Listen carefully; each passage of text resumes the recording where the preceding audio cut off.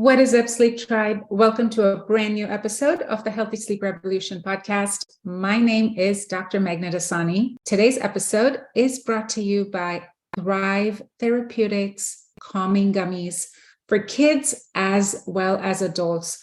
Most of you know I was involved in figuring out the ingredients I wanted in those gummies. There is no melatonin, just all of the good stuff that's natural. There's ashwagandha, lemon balm, L-theanine, GABA, chamomile, all of the natural ingredients that help your body reduce cortisol, makes it easier for your body to relax and fall asleep. You can find those on Amazon. And one of my favorite things to give to my kids. Today's episode, we are going to continue with Airway is Life, Chapter 2, The Work of Sleep. We spend about a third of our lives sleeping.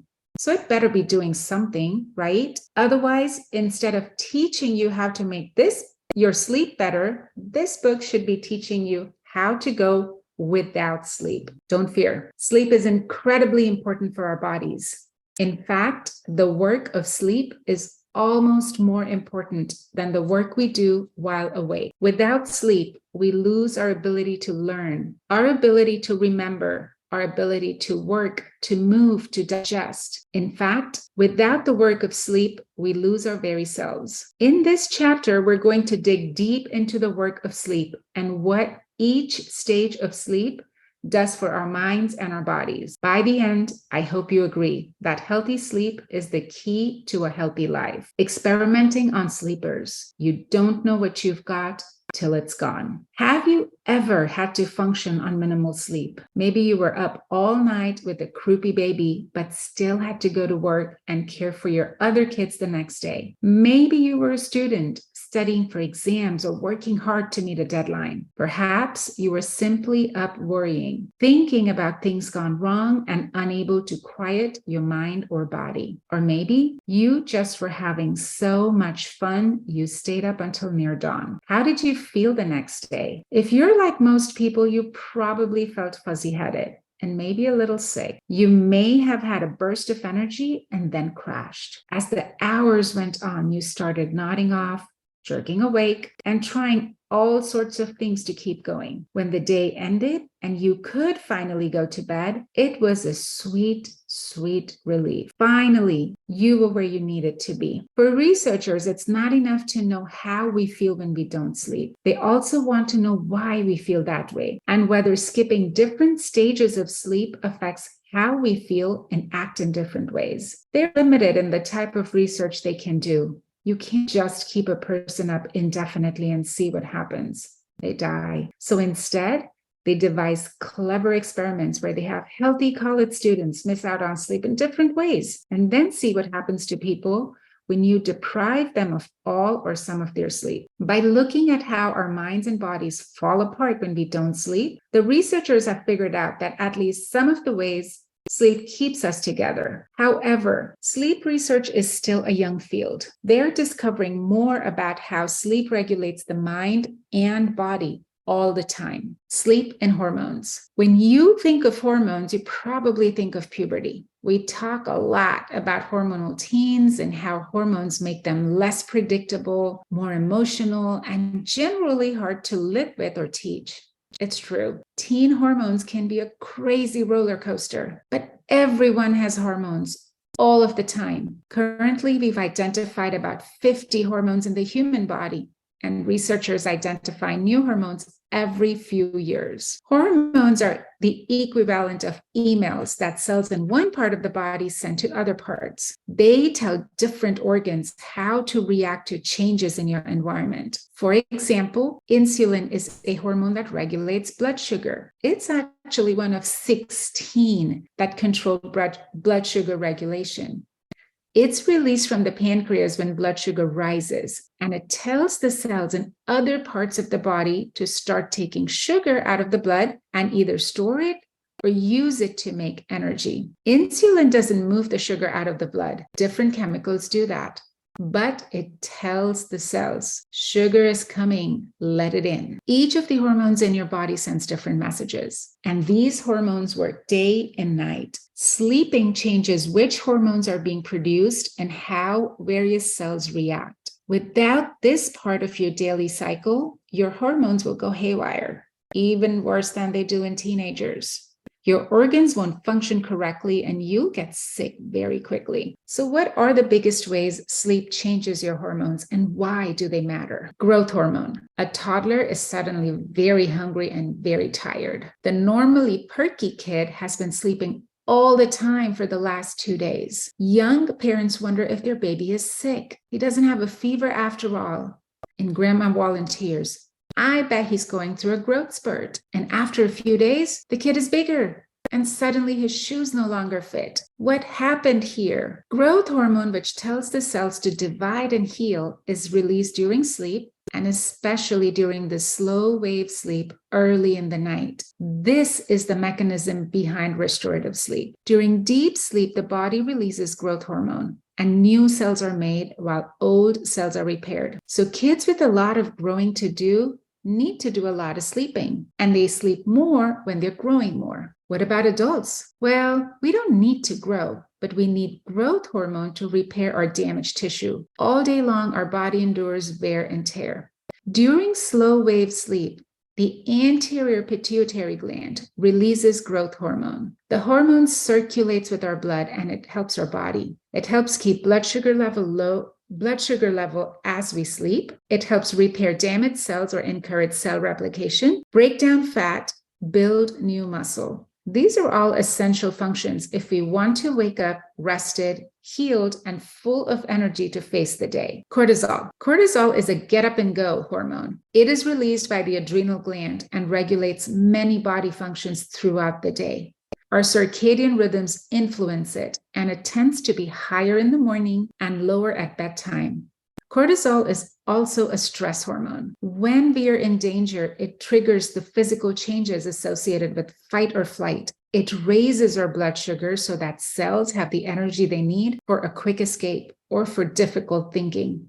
It suppresses the non-essential functions like certain immune reactions. It also lets us feel afraid and anxious, which can be important in a life or death situation. However, there's a problem, especially in today's world. For a lot of us, especially adults, we experience low levels of fight or flight throughout the day. We're stressed out by work and health and money and news and life, and our body keeps us at the ready in case the slow-moving disasters become quick-moving ones. This is a huge strain on all of our body systems. Over time, this stress hormone means that we get sick more often, with a spiral of secondary effects. It causes us to gain weight. We're more nervous and cannot interact with our communities as much. Everything starts falling apart under the constant low-level exposure to excess cortisol. So what does this have to do with sleep? When we sleep, cortisol levels are suppressed. We get a break from that constant stress. Every cell in our body gets a break. Sleep gives us a chance to reset in a stress-free environment and protects our bodies and our immune system from the effects of daytime stress. Ghrelin. Ghrelin is the hormone that regulates our appetite. It's produced in the stomach and surges when we fast or right before we eat. It's what makes us hungry. It also encourages our body to store calories as fat. During the day, the amount of ghrelin in our system decreases when we eat. Carbs and protein decrease it faster than fats do, which is why certain foods take the edge of hunger quickly. When a teenager sits down and eats a gigantic sandwich, that's in response to ghrelin. Ghrelin also stimulates the release of growth hormone. It tells the body, prepare to use all the nutrition that is coming your way. When people diet or fast, their levels go up because the body is signaling it wants food. It's why it can be so hard to lose weight, and also why some people prefer high protein diets when they're interested in weight loss. So what does sleep have to do with ghrelin? It suppresses it. To get a good night's sleep, we need to go 8 to 10 hours without eating anything. Our body and our brain are hard at work, but it's work that needs to happen in bed. We can't be getting up to wander around and eat every few hours. In a healthy person, Sleep prevents hunger signals. An exception is when someone isn't getting enough calories. They may be too hungry to sleep for long because they're not eating enough to control ghrelin levels. Then they'll sleep a little and then wake up to forage for food, which is why midnight snacks are a danger to dieters. Finally, if you don't sleep, you don't get the suppression effect. Instead, your body continues to release ghrelin and demand food at regular intervals, which is one reason why college kids pulling all-nighters get hungry. Leptin. Leptin is another hormone that controls food intake, weight gain, and metabolism. The difference is that while ghrelin controls these things meal to meal, leptin controls them over a longer period of time. Living things tend to be in a state called homeostasis. That's Greek, by the way, for staying the same. It's not healthy to wildly swing between extremes. Your weight, body temperature, metabolism, and activity levels all tend to stay pretty level. And when they don't, it's because you're sick. Leptin is one of the hormones that regulate homeostasis. Leptin is released by the fat cells, and it tells your body how many calories to take in and how fast to burn them. When your leptin is low, you eat more food, burn fewer calories, and gain weight. When it's high, you eat less, burn more calories, and lose weight. Sleep makes your leptin levels rise.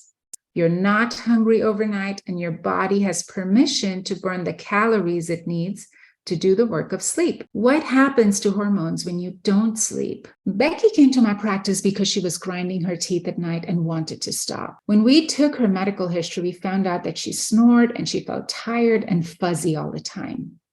She had recently been diagnosed with high blood pressure and pre-diabetes, and her blood work was always off. She was gaining weight and just couldn't stop. It seemed like nothing she did affected her health in any positive way. She was ready to give up. Becky also had a history of hypothyroidism and wondered if TSH, the thyroid stimulating hormone, was responsible for all of her issues. But her doctor kept insisting her numbers there looked fine, and there must be something else going on, or that the answer was more diet and exercise, even though she was already eating a healthy diet and exercising.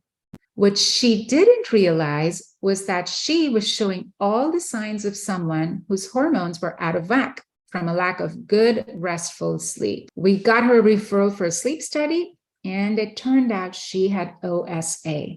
Obstructive sleep apnea. Once the OSA was treated, the diet and exercise could actually do their work, and Becky got her health back. Think about the times when people naturally lose sleep. During illness, natural disasters, family problems, wars, or famines, people sleep less. They're awake more because it's not safe to sleep, and their bodies hold themselves at ready in case they need to flee or fight off a threat. This makes sense. Sleep is a vulnerable time. When we can't afford to be unconscious, we can't afford to sleep. So what happens when we intentionally deprive ourselves of sleep for other reasons, like studying, working, playing video games, or binge watching a favorite show?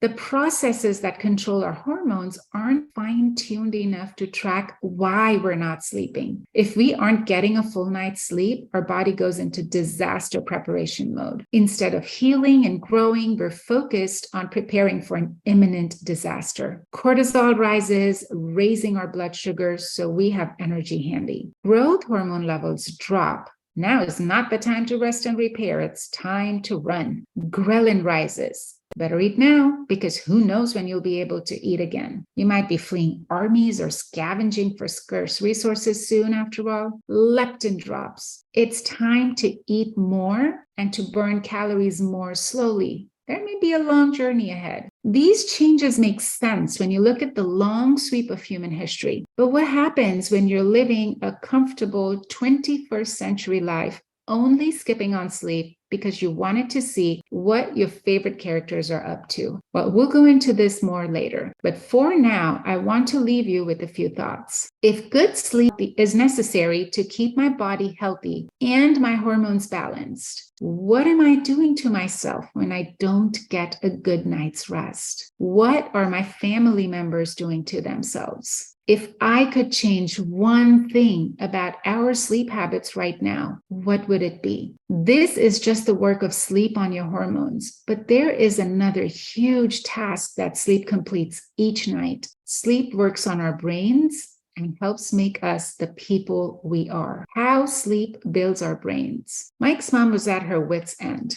Her 10-year-old son was struggling on multiple fronts at school. He was diagnosed with dyslexia, but interventions didn't seem to be helping, and he kept falling further and further behind.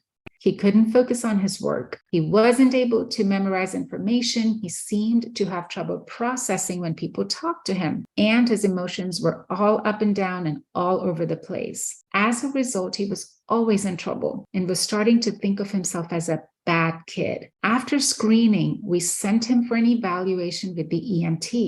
He had a tonsillectomy and adenoidectomy and got treatment for previously undiagnosed sinus and allergy issues. Suddenly, he was a different kid. He was still dyslexic, of course, but he was finally making progress because his sleep improved and he could actually learn. His moods leveled out, and so he was in trouble less and could handle frustration. He started being able to get along with peers, and for the first time in his life, Mike enjoyed school. He had never been a bad kid. He'd been a sleep-deprived kid, and he was finally getting the rest he needed to learn and grow. As I wind up today's episode, I encourage you to think about the children in your life that you may have or you may know that struggle with what this example of I discussed earlier, Mike struggled with. And ask yourself the question, are they getting enough sleep? Are they getting enough healthy sleep? Share this episode with a friend or loved one that could benefit from this knowledge, from understanding how lack of healthy sleep impacts their bodies. Leave us a review. I will see you next time.